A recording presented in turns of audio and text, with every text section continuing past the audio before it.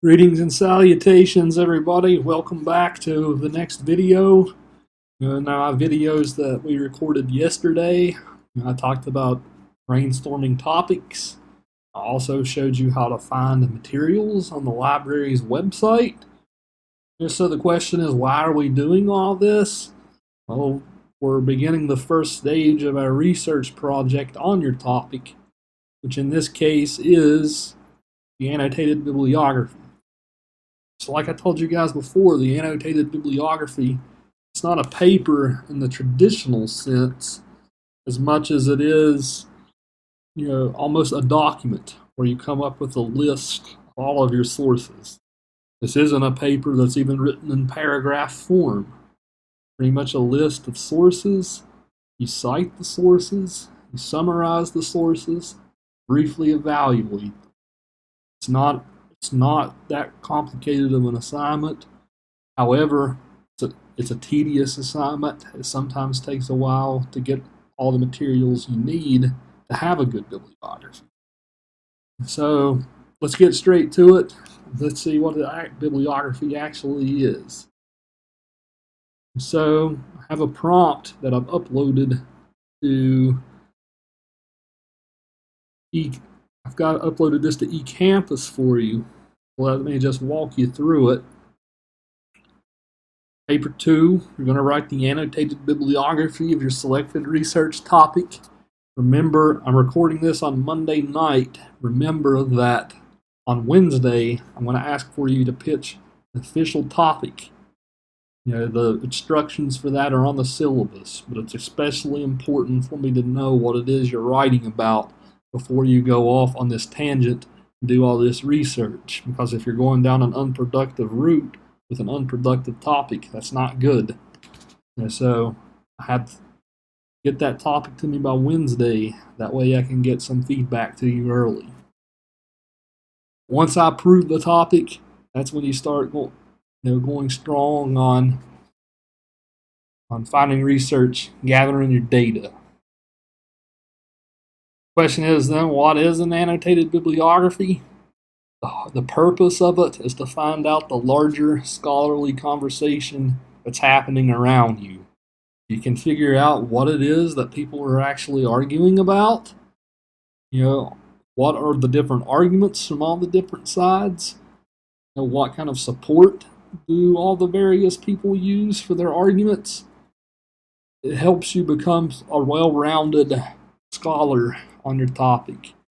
It helps you understand what kind of conversation it is you're entering. Maybe then you can then find out what place you have within that conversation.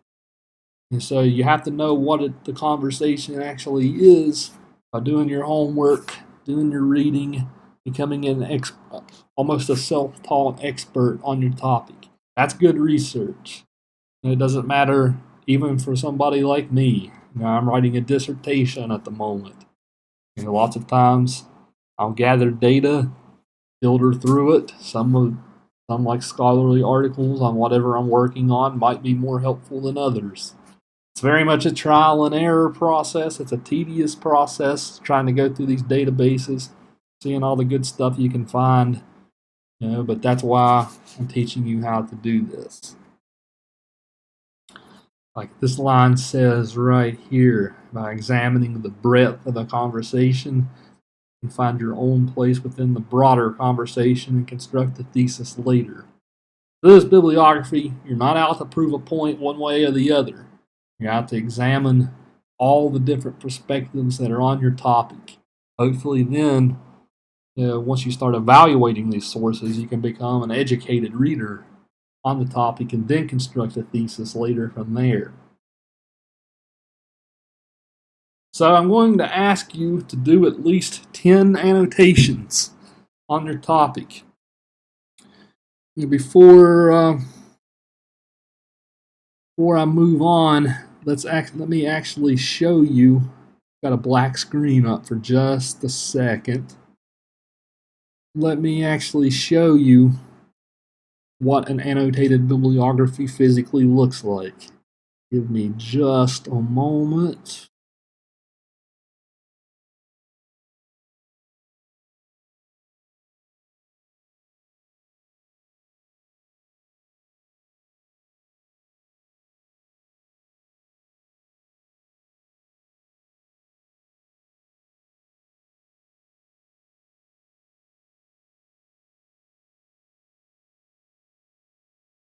Goodness.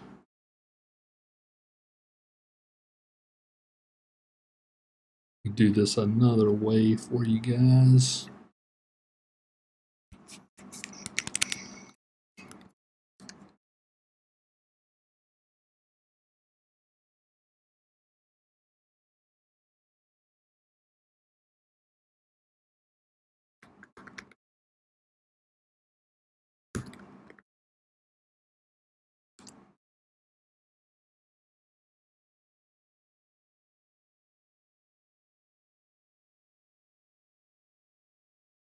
So if we're looking at our browser right here, this is what an annotated bibliography looks like. Note that it's not an essay in the traditional sense, as we're used to it. And so as we see, we have a citation of the source. As we see, it goes in alphabetical order. They start with A, go to Z. You have to kind of put them in that order. This person did his research topic on stem cells. And he asked, why do we do stem cell research? What possibilities can we gain from it? What ethical quandaries might there be about stem cells? And so this was his topic. He just did this for me last semester. But as you see, he has a citation to begin. So I will talk about citations more in just a moment.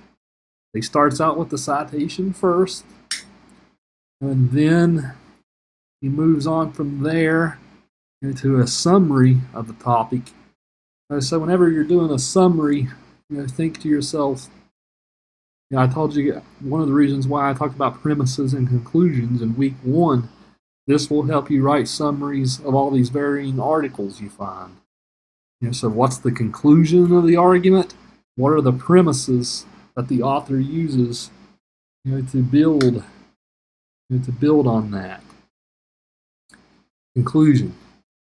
So that practice your good summary writing skills. Essentially, think about this bibliography like it's 10 very many summary strong responses. Mostly summary this time, though, over strong response.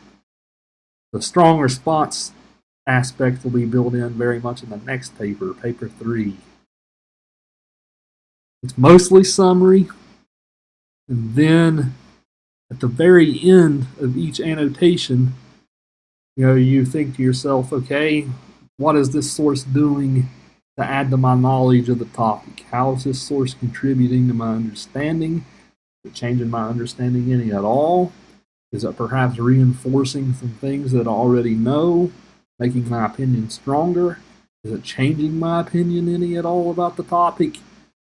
Add about a sentence or two at the end of each one where you do briefly evaluate. If you do that, it's going to help you immensely with paper 3. Paper 3 is all about taking these sources and then evaluating them. But as you see, as you go down the list, pretty much just go straight down until you get 10. This guy organized it sort of as a pro-con. So he did 5 for stem cells, 5 against stem cells. You don't have to do it that way, but that's the way that he decided to do it. I think it worked pretty effectively. So let's get back to the prompt then.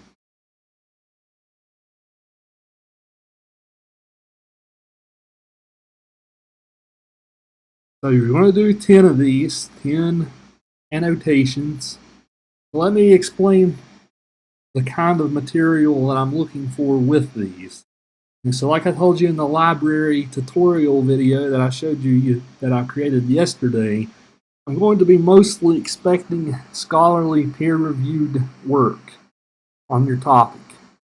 With that said, I do realize that sometimes scholarly peer-reviewed work can be limiting on how much it helps. Sometimes it's very helpful, helps give you a nice gauge on your topic. Sometimes more generalized information can be more helpful too. So my rule is, of the 10, 6 of them should probably be professional, peer-reviewed from the library website or from a book. Okay. I'm leaving you room for 4 sources where you can sort of tease out one side or the other. Maybe if one side isn't represented very well in the peer-reviewed work, maybe you can then use Google to find things about that side. So use your 4 to help you flesh out, varying parts of your topic, varying categories within your topic, that you're not finding a lot of material within the peer-reviewed stuff. I say that a good bibliography, this is kind of a corny example that I use. I say a good bibliography is like a healthy garden. What do I mean by that? So if you have more than one crop, you have a lot of the same crop growing in the garden. Excuse me. But if you have too much of one crop growing in the garden over a long period of time, the soil in your garden is going to stagnate. Your soil is going to become no good. So let's say, for instance, if you have all 10 of your sources on your topic, but all 10 of them came from Academic Search Complete on EBSCOhost. Maybe you have a nice variety, pro and con, but all of them come from there. That's a problem, because that's too much from one place. You're not showing that you've looked everywhere and have done your homework on your topic. So what am I looking for then? I'm looking for a little bit of everything. Okay, so I'm looking for journal articles. I'm looking for where you find them. So I want you to look through the specialized databases that I showed you. Look through Academic Search Complete. Look through the beginner databases I showed you. Point of View Center and CQ Researcher. Look through Project Muse. Look through JSTOR.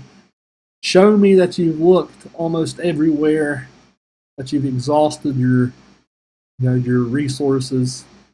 You've chosen the best 10 sources based out of all the places you've looked.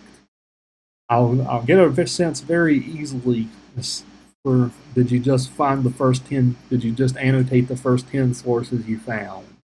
That's a problem that's pretty easy for me to spot. And so you want all of your sources come from a variety of places.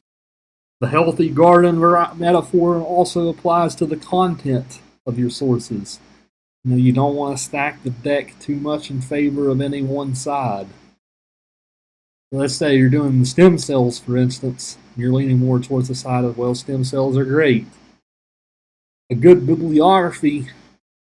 So let's say if you think stem cells are great, you might think to yourself, well, I'm going to prove later that stem cells are great. I'm not going to change my mind.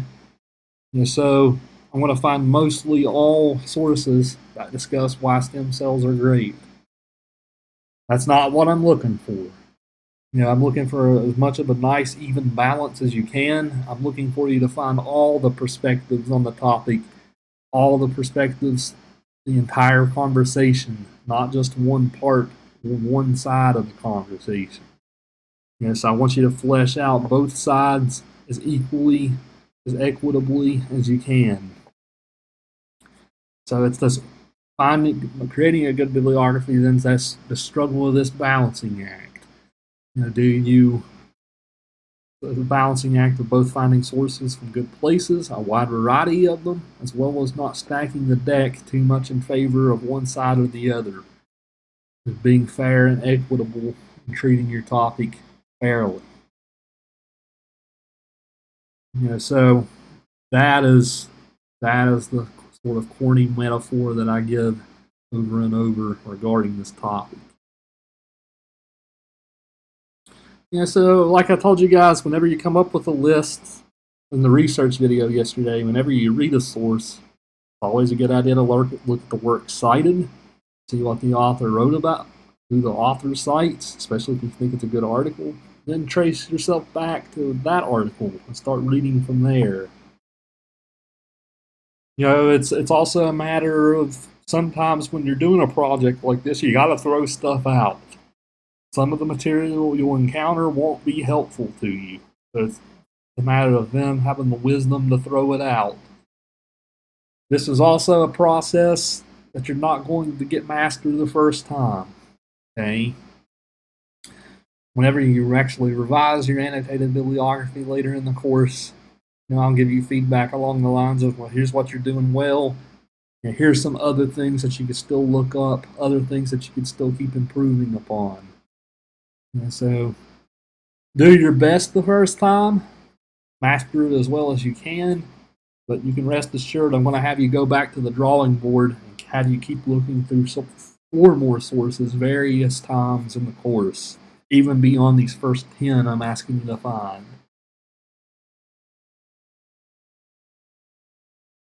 So I already talked about annotations, summarize the article, evaluate it briefly. It's not an essay. Can't tell you how many times students have submitted something that looked like a traditional argument essay.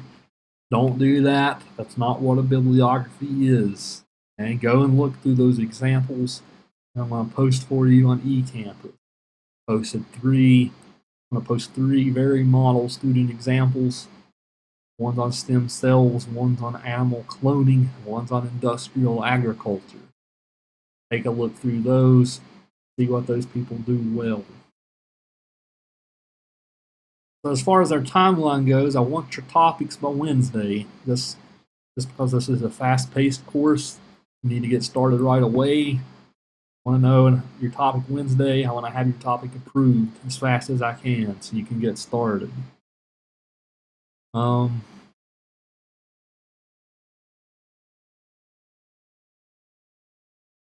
peer review will be on Monday of next week. I think I originally had it slated for Friday, but I'm going to be traveling. I'm going to give everybody an extra day to do this. So the peer review will be next Monday. I figure the weekend won't hurt anybody, especially in finding enough information, having time to filter through and sort through all this information. Time is a precious commodity. Trying to give you as much as I can in this case. This is an especially important paper to get right, even for your future papers as well.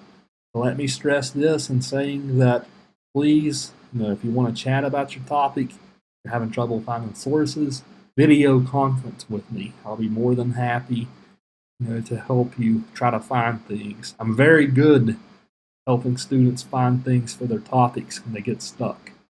Okay, so take advantage of me as a resource. Even though this is an online class, I'm available. Final for now, we do Tuesday a week from now. Okay, so Tuesday, May 29th. Week 3 of the course is going to be an especially busy week. You're going to turn in your bibliography. Not long after that, just a couple of days later, I'm going to ask for you to submit your midterm portfolio, which is going to be your revision of your first paper. Okay, so that week 3 will be a very busy week next week, so brace yourself for that. The earlier you get started on the bibliography, the less stressed out you're going to be next week, as far as this course goes at least. One thing that I will note about how I evaluate annotated bibliographies, I'm very meticulous with every other paper. I grade every other paper with side comments, pointing out things you do wrong, giving you suggestions. It takes me a long time sometimes to grade. That's because I am very meticulous. I want to give you the best feedback I can. When I'm grading the bibliography, though, I find that it's more valuable to use a rubric. This is the only assignment that I find using a rubric valuable for in this course. So citation. Do you cite your source correctly in MLA style? You score excellent, satisfactory. You need work. It's unacceptable. Source variety. Do you have that healthy garden variety? This is the most important part. So most of the time, it's very hard to score an excellent on this one with me the first time. If you get a satisfactory, you're going along the right lines. The first draft needs work, unacceptable. Now I told you what's unacceptable. Whenever you have everything stacked in favor of one thing, or you found everything in one place, or you just didn't do all 10. Did you annotate your sources well? Sometimes whenever students do bibliographies, they kind of give lazy 3-sentence paragraphs about the source. Sometimes pretty clear to see that the students didn't read the sources. Whenever I read a very short annotation like that, to do a thorough, meticulous job on your annotations, you'll probably score well on this part. Formatting, surface, proofreading. So were there things like comma splices, typos, run-ons, sentence fragments, etc. Other grammar issues as well. I notice that that's last on the list. It's the least important priority. Still, you want to get it right the first time. Run a spell check before you submit it. Right? Read through it carefully before you submit it. That, in a nutshell, is what an annotated bibliography is. It's probably, I find it to be one of the most important papers in the course. If you get this thing right, it's going to save you a lot of headache and grief with the final 2 papers in the course. You can treat this one very seriously, give it your all, cite your sources correctly, find that good variety, that good healthy mix, thoroughly summarize and evaluate your sources. Make sure your writing's clean and polished.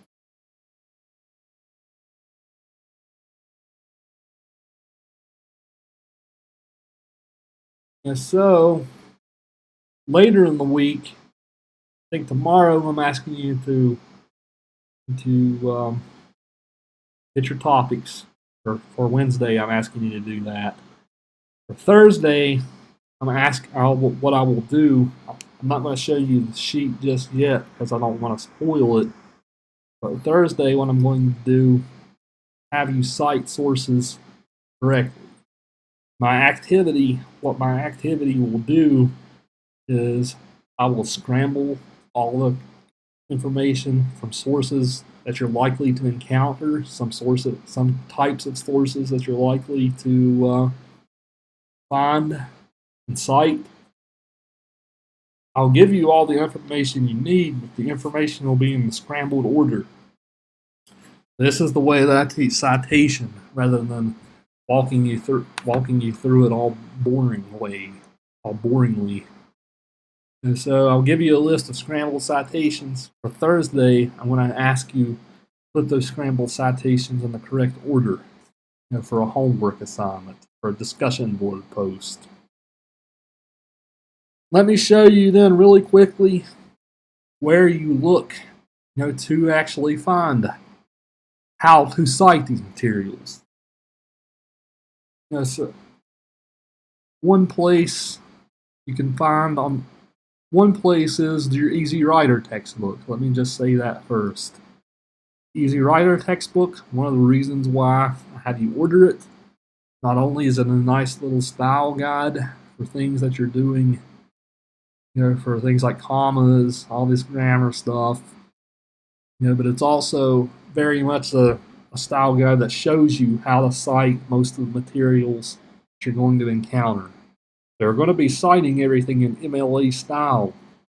And so in your Easy Writer book, if you have that book, what you would do then is turn to the MLA page and then find whatever entry is pertinent to whatever it is you're working on. Give me just a moment.